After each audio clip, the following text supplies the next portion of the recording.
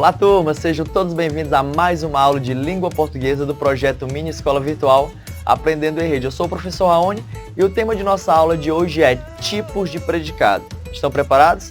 Pegue seu material e vamos lá. Pessoal, para nós compreendermos os tipos de predicado existentes na língua portuguesa, temos primeiramente que saber a definição de predicado. Professor, o que é o predicado? Predicado é tudo aquilo que nós declaramos acerca do sujeito, ou seja, é tudo que há na frase que não é sujeito. Então, em uma análise sintática, onde eu retiro o sujeito de uma oração, o que nos resta será o predicado. O predicado ele pode ser verbal, nominal e verbo nominal. O predicado verbal é aquele que obrigatoriamente possui como núcleo, como partícula mais importante dentro do predicado, um verbo. O verbo ele é o núcleo do predicado quando é nocional, ou seja, quando demonstra uma ação. Dessa forma, predicados verbais, nós temos como núcleo o verbo, quando o verbo indica uma ação. Na telinha nós temos um exemplo de predicado verbal.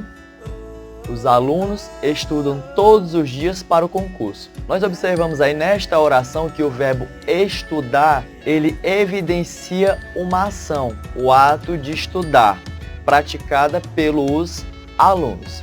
Dessa forma, nós temos o verbo estudar como núcleo, e sendo o verbo estudar o núcleo, o verbo de ação, nós chamamos esse predicado de predicado verbal. Além do predicado verbal, nós temos o predicado nominal. Professor, o que é o predicado nominal?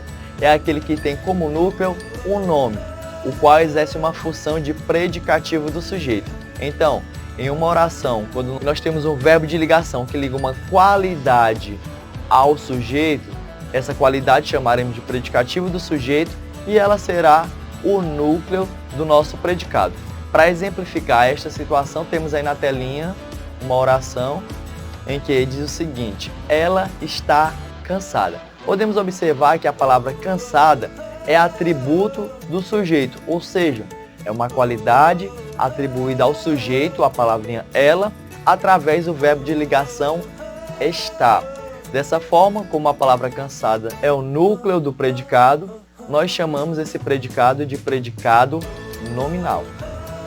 Por fim, pessoal, nós temos o predicado verbo nominal, ou seja, aquele predicado que é constituído por dois núcleos, um verbo de ação, um verbo nocional e um nome, uma qualidade, um predicativo. Para exemplificar essa ideia, nós temos na telinha um exemplo que traz um predicado verbo nominal. Os alunos estudaram cautelosos para o simulado.